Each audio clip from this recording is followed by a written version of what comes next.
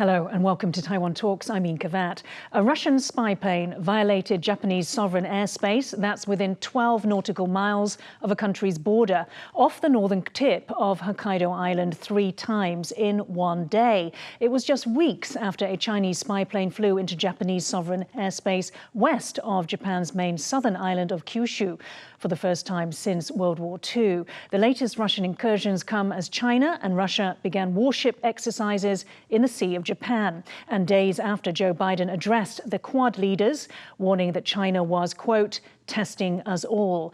Are China and Russia acting as one to test the United States' dominance in the Indo-Pacific? Joining us to discuss this are Chen Fang-yu, Soochow University Department of Political Science Assistant Professor, and Chenlung Kuo, United Daily News Deputy Editor-in-Chief. A very warm welcome to both of you on the show today. Japanese jet fighters fired warning flares for the first time since 1958 on September 23rd as a Russian spy plane flew into Tokyo's sovereign airspace for the third time.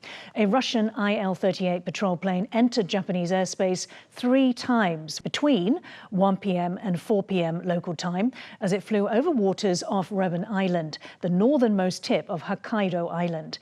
Tokyo lodged an, quote, extremely stern protest with Moscow for the violation. So, Professor Chen, let's start with you first. So this was a serious violation. If it was a test, as Biden said, how did the US and Japan perform? Well, I think this is really a very serious concern here because when someone across your border lines, especially your sovereignty airspace, then it qualified as a you can use a first strike back onto that vehicle or the plane. So this time, it is first time that Japan fires the flares against this spy plane.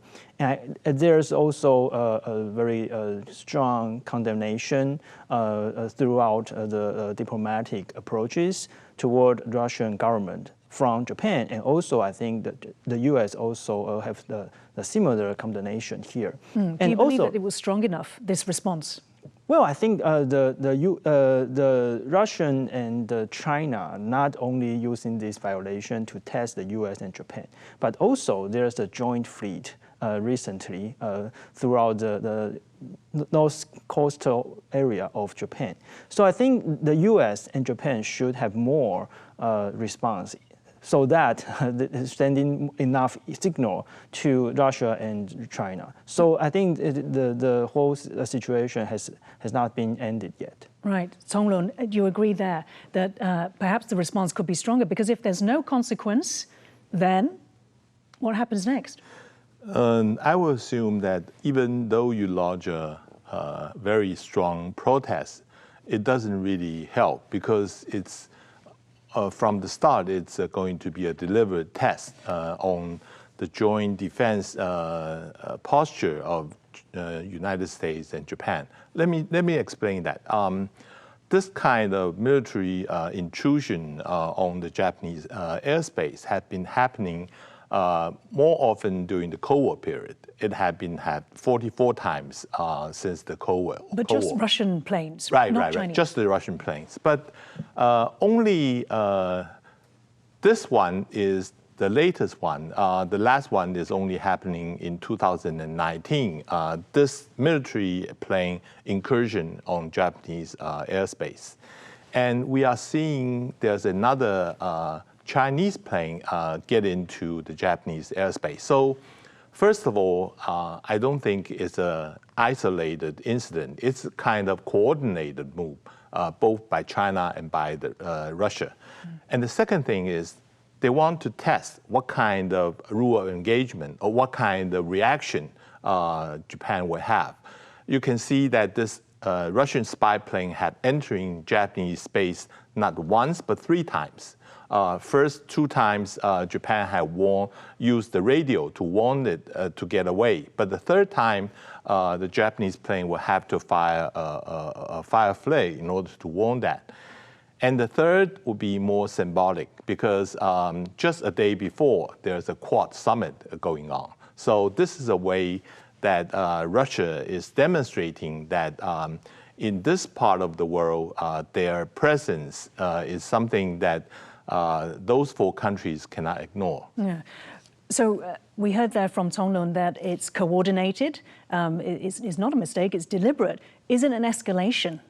I mean, we saw recently also there was the aircraft carrier, the Liaoning, that actually went through the contiguous zone of Japan. That's the first time that has ever happened.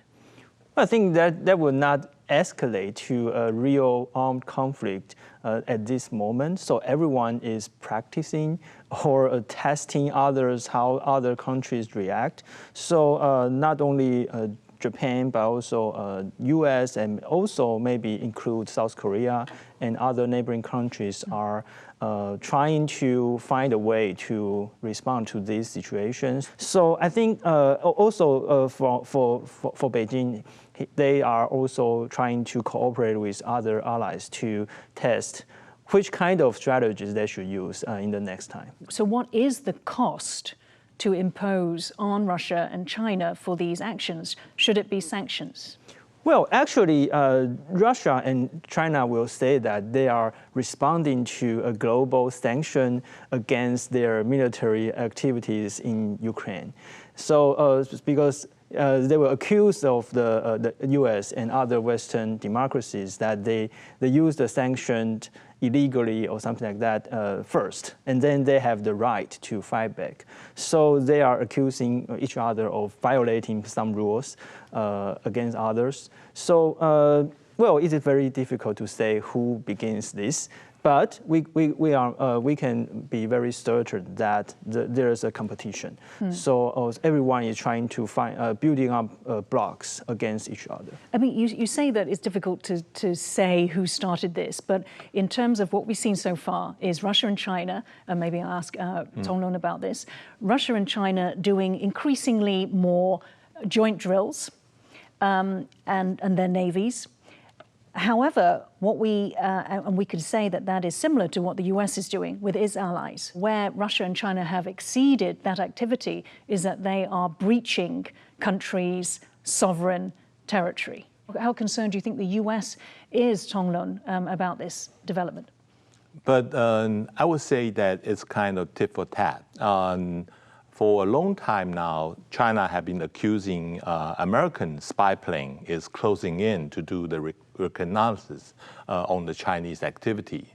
And now with more and more Chinese long-range spy plane, they are trying to do the same for United States and for China. But the US does not fly into China's airspace. Right. Surely there is a distinction there, that there's a red line. It's different in the skies versus in the seas, right? Right.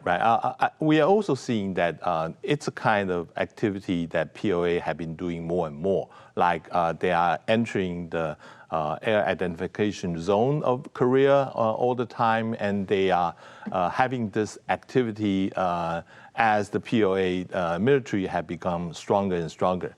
But I would say that this military activity, we have to see it from a context. Actually, this is part of the operation conducted by Russia. It's called Ocean 2024. It's a big military exercise. It had over 1,000 ships, and there's 90,000 military person to get involved. And at the end of the exercise, Russia and China have a joint patrol. And this kind of joint patrol have been going on in the South China Sea, in the Bay of Finland, so on and so forth. So they are trying to build a more, in the terms of NATO, it's called interoperability between Russia and China. And it's kind of combat readiness. In case there's an emergency come up, they can have a joint forces in order to create a deterrence on other forces. Because I also wanted to make another point, Professor Chen, which is that the violation by China into Japan's airspace, which was off the western Kyushu, that was down south. Russia came from the north, and that was off Hokkaido. So you could argue that, you know, if China claims the southwest of Japan, then simply they're saying that that's our territory. but to be actually doing that in Hokkaido, is that not a different scenario altogether? I think there's a competition of two paradigms. So one is the U.S. They are a naval or a paradigm of the naval countries. So their core interest is to maintain a free and open ocean. But on the other side, we see a continental power or land power by China and Russia. Their mind is to keep something as their own territory. So on the sea, so for example, China always claimed that Taiwan Strait is part of their territory, or the whole South China Sea is their territory. They want to own the territory. So it's a completely different thought on the sea. So for China and for Russia, so the disputed territory, or the disputed ocean, like in the northern part of Japan and the southern part of Japan, they are trying to claim that they own this ocean, they can control this ocean. So in their mind, so it is not an intrusion of others' airspace because they can own the sea. Right. Those three violations of the Russian spy plane into Japanese territorial airspace came days after comments made by Joe Biden in his farewell Quad summit held in the US president's hometown of Wilmington, Delaware. After reporters left the room, the meeting began behind closed doors, but a microphone was still on and captured this. We believe Xi Jinping is looking to focus on domestic economic challenges and minimize the turbulence in China. And he's also looking to buy himself some diplomatic space, in my view, to aggressively pursue China's interest. China continues to behave aggressively, testing us all across the region, and it's true in the South China Sea, the East China Sea, South Asia, and the Taiwan Straits. It's true across the scope of our relationship, including on economic and technology issues. Chenlung, so if we see Russia's violations, the three violations, as a sign that Moscow and Beijing are essentially working as one in the Pacific, how do you think this should change US strategy or force posture? I mean, we heard there the president, US president, talking solely about China, but actually, does there need to be a recalibration where they talk about Russia and China as a unit? I think that this Russia and China joining as one is somehow is also a response to the Quad, meaning that Quad is a four countries alliance against a potential danger in East Asia, especially in the Indo-Pacific area. And that is exactly what China and Russia is feeling right now. They want to also join hands in order to counter a bigger force that is threatening their own security. So we are now seeing there seems to be a new Cold War analogy happening. If you are forming a coalition, we are certainly going to form another coalition to turn against you. So this kind of coalition building, I think, will become bigger and bigger. Let's bring Professor Chen in there, because as you pointed out, it's difficult to say perhaps what started first. Chenlung said essentially it's China and Russia reacting to the Quad. What's your view on that? Is it Quad reacting to Russia and China, or more particularly China? Well, I think first of all, for the leak of Biden's talk, I do not rule out the possibility that they purposely or carefully designed this incident. So because Biden just sent a very clear message to China that is China is challenge the whole region.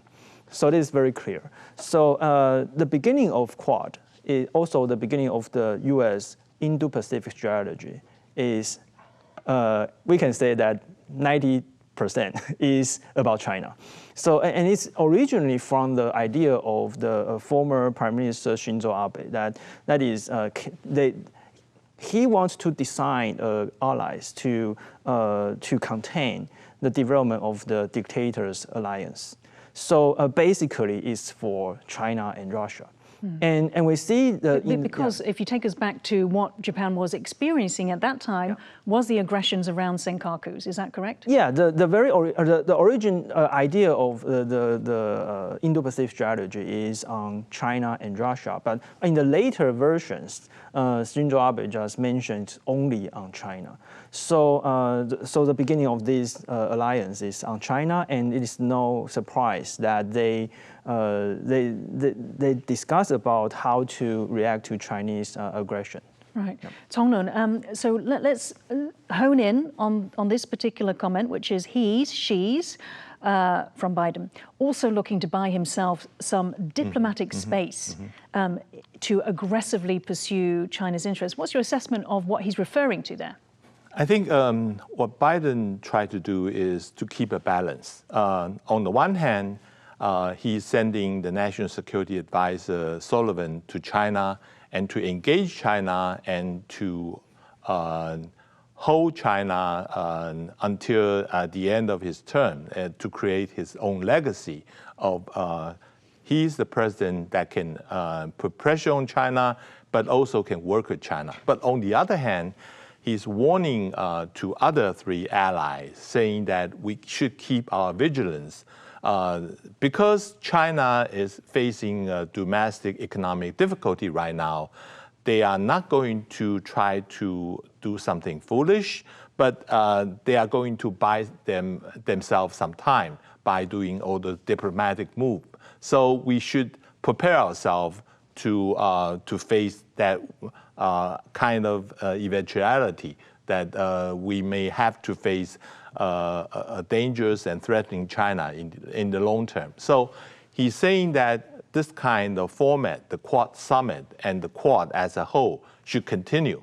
It's not that Biden is leaving office or the Japanese Prime Minister is going to change for another one. We should continue our cooperation on security as it is. Right. Professor, you mentioned that you thought that it might have been deliberate, the hot mic moment might have been deliberate. So how does that work in terms of, right now we're thinking things probably are a little bit uncomfortable given that he might have said what we think are things that are more candid than he would publicly say.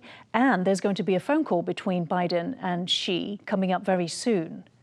Well, first of all, nobody wants to see a great power rivalry or great power conflict. So everyone is expecting the US and China to talk. The more the better. So it can manage the conflict and also to lower the tension. So for the talk between the two leaders, it is maybe not the bad thing. So I think it's good.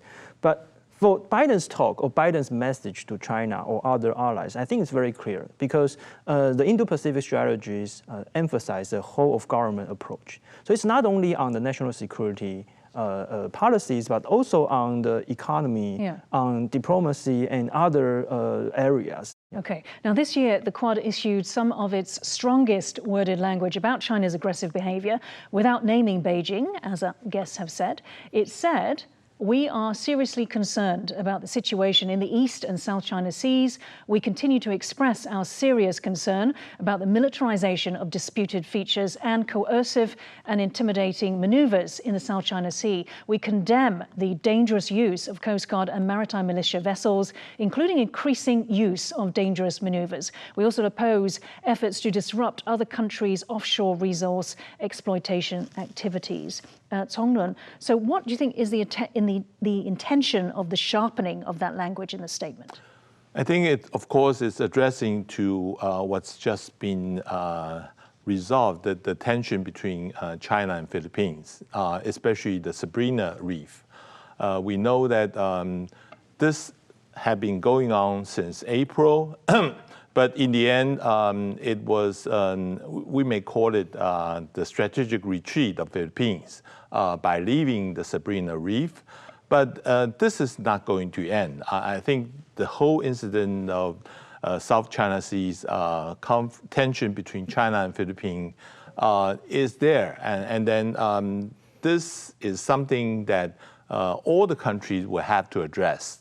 And also, we are seeing that he mentioned the East China Sea. That's occurring when the host just referring to there's a military plane invading the Japanese airspace, and there's also, of course, Taiwan Strait. And all those three areas are the focus what Biden had been addressing to. Right. Professor, very quickly, we heard that Biden's private comments included Taiwan. Chenlung just mentioned the Taiwan Strait in terms of increasing aggression from China, but there was no direct mention in the statement itself. Why? Well, I do not have the direct evidence, or I cannot say how they calculate this. But always we see a statement by the leaders, the highest leaders of countries are always very symbolic. So it does not have to include every issues they want to include. Also, I think another. But Taiwan is a major issue. Yeah, I think the Taiwan issue is that because they exclude the Taiwan issues because it may be the most difficult issues they have to face. And also, if there's a Taiwan issue, then domestically, each country, including India, Australia, and also Japan, they have to face a certain level of opposition on the Taiwan issue because everyone knows that Taiwan issue is very difficult to deal with. So they purposely maybe rule out it in the public statement. But we see that in the closed-door meeting, they did talk about Taiwan a lot. Yeah, but why would there be inclusions in, say, G7, other multinational groupings? Chenlung, you want to jump in? I think that the reason why there's no direct mention of Taiwan is exactly the reason there's no mention of China in the formal declarations. We see that if there's a bilateral summit between America and Australia, they're definitely going to talk about Taiwan Strait. If there's a bilateral between Japan and the United States, they're going to talk about Taiwan. But I think the key player now here is India. India had been very hesitant mentioning about China or mentioning about Taiwan in this multilateral gathering. Right. And India is somehow a reluctant, so far is still a reluctant partner in the Quad, although he's going to play the host next year for the Quad Summit. And that is probably the reason. And that's interesting because Kurt Campbell, Deputy Secretary of State, said ahead of the summit that there was a new frontier for Quad, working more closely with a partner like India in the Indian Ocean. And as you said, India has been traditionally or historically reluctant, especially with the security aspects of Quad. So do you see perhaps India's attitudes changing? Let's take a look at one of the biggest ticket items out of the Quad, which was a first ever Quad at Sea ship observer mission in 2025.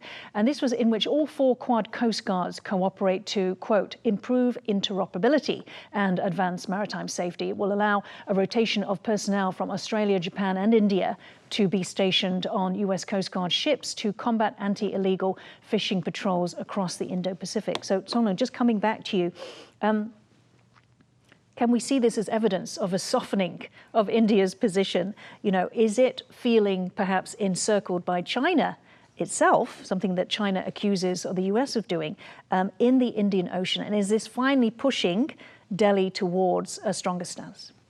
Yes and no. The yes meaning that finally India agreed to have that kind of cooperation, meaning that U.S. will provide satellite images or high-tech reconnaissance facility for the countries to share in this part of the world. But no meaning that it's not the Navy of every country, it's the Coast Guard.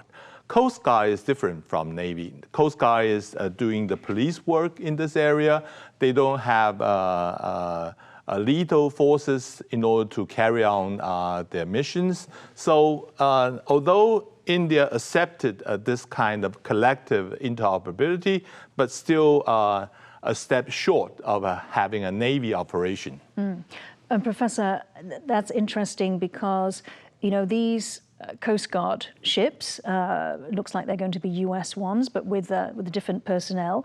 They're targeted at anti-illegal fishing patrols. To what extent do you think they would deter China's maritime militia, of which we have seen hundreds in the South China Sea? I think this is a very smart design because we see more and more often that China uses the militia and also fishing boats or the unregistered, unnamed fishing boat to do their jobs on the sea. So it is a direct response to China. That is first. And secondly, we see that the Quad starts from Japan, and then we see expansion of Quad from Australia to the UK. So we have the AUKUS, right? And now we see a more concrete cooperation with India. So, but it starts from a very, which we consider as a low level, not so. Just to avoid the escalation of tension, because we start from Coast Guard, not the Navy, not the GEO. But the Coast Guard cooperation can be more frequently and more flexible. So we see that it's a good sign that the four countries have more chances of cooperation. Okay, we'll have to end it there. Thank you so much, Chen Fang-yu and Chenlung Kuo, for joining Taiwan Talks today. If you liked our show, please search for us on YouTube, give us a thumbs up and hit subscribe to our channel. Thank you for watching the show today. Stay safe and see you next time. We bring you stories from Taiwan every day of the week. Our reporters travel the nation.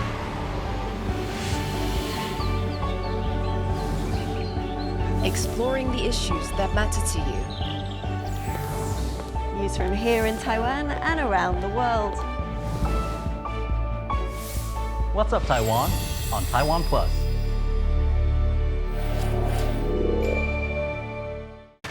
In the face of adversity, the power of truth. A roadmap for a just and open world, charted by the freest country in Asia. Taipei for Taiwan Plus. Taiwan Plus News, a voice of freedom in Asia.